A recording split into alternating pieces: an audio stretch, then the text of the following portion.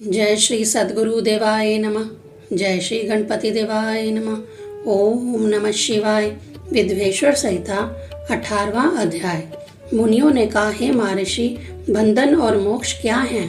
बंधन से मुक्त होने के उपाय भी बतलाइए। श्री सूत जी बोले, हे द्विजश्रेष्ठों, मैं बंधन और मोक्ष क्या है बतलाता हूँ, साथ ही मोक्ष के उपाय भी बताता हूँ। ध्यान पूर्वक सुनिए।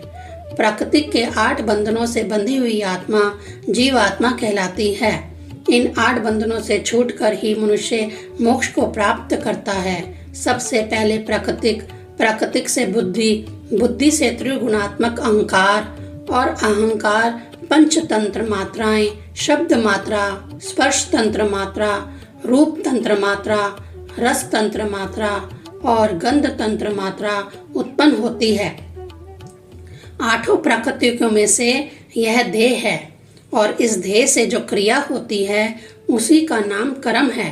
देह से कर्म उत्पन्न होता है, फिर कर्मों से देह उत्पन्न होती है। इस प्रकार बार बार जन्म और कर्म होते रहते हैं। शरीर 3 प्रकार के होते हैं, स्थूल, सूक्ष्म और कारण। स्थूल शरीर व्यापार करता है, स्थूल शरीर इंद्रियों का भोग करता है और कारण शरीर आत्मा के भोग के निर्मित है।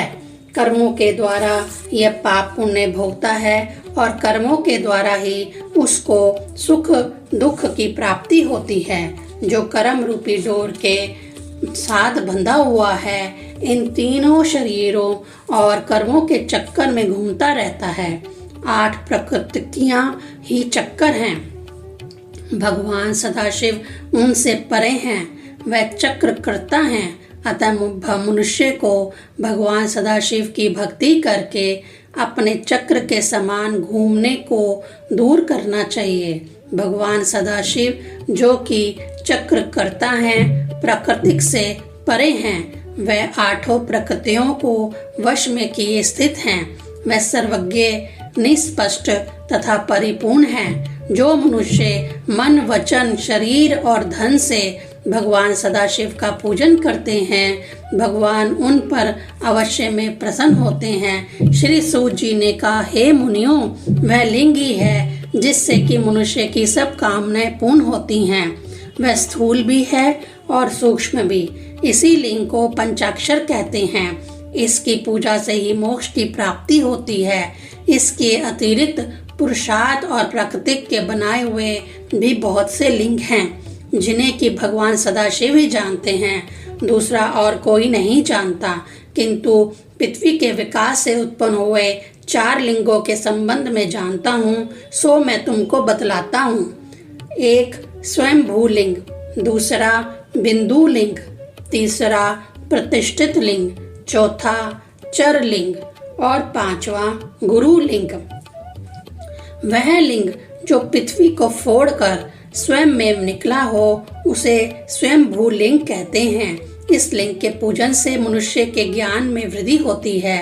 ठीक इसी प्रकार सोने, चांदी तथा पृथ्वी आदि की वेदिका में यह लिंग जो प्रवण मंत्र से पत्र पर लिखकर उसकी प्रतिष्ठा आवाहन करे तो वह बिंदु, नादमय लिंग तो वह स्थावर व जगम रूप सदाशिव दर्शन के योग्य है। यूं तो जैसे जैसे मनुष्य का विश्वास हो, भगवान वैसा ही फल देते हैं।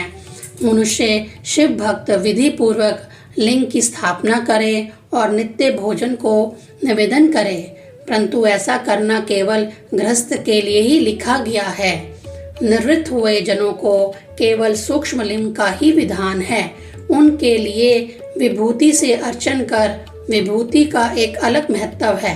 भगवान सदाशिव का भक्त शिव स्वरूप ही हो जाता है, इसलिए स्त्री हो अथवा पुरुष उसको भस्म धारण करना चाहिए। दिन या रात में किसी समय भी सजल भस्म को जो मनुष्य त्रिपुंड सहित धारण करता है और भगवान सदाशिव की पूजा करता है, उसे अवश्य में उसकी पूजा का पूरा फल प्राप्त होता है। शिव मंत्र द्वारा भस्म धारण करके मनुष्य शिव आश्रमी हो जाता है। वह मनुष्य जो शंकर भगवान का व्रत करते हैं उनको सूतक व पातक नहीं लगता है। भस्म लगाने गुरु से सीखना चाहिए।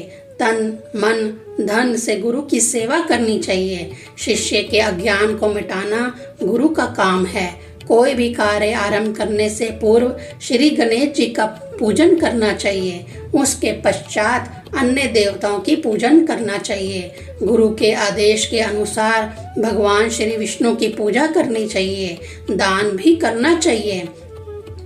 सोने की मूर्ति, तिल, घृत का दान व्याधियों से मुक्त करने के लिए होने के लिए करना चाहिए। ब्राह्मण तथा गौ को भोजन करवाना चाहिए। भगवान श्री सदाशिव का महाअभिषेक करके और उन्हें नैवेद्य समर्पित ब्राह्मणों को भोजन करवाना चाहिए। व्रत आदिकों की शांति के लिए श्री भैरव जी की पूजा करनी चाहिए और सबके अंत में श्री गणेश जी का महाअभिषेक करना चाहिए और उनको नैवेद्य समर्पण करना चाहिए। शांति यज्ञ से अन्य अनेकों दोषों की शांति हो जाती है। दक्षिणा के अभाव में कुछ थोड़ा बहुत दान करना चाहिए।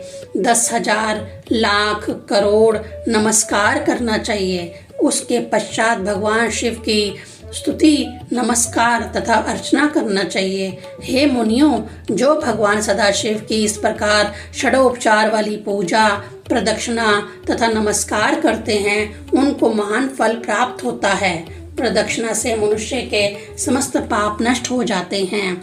शिव भक्त को चाहिए कि वह शिव महिमा को प्रकाशित करे। शिव मंत्र का रहस्य केवल भगवान सदाशिव ही जानते हैं, दूसरा कोई नहीं जानता। शिव भक्त को चाहिए कि सदा सदैव भगवान सदाशिव के आश्रय में रहे। हे मुनियों, इस अध्याय के पढ़ने वालों तथा सुनने वालों का अज्ञान भगवान सदाशिव की कृपा से नष्ट हो जाता है। ओम नमः शिवाय।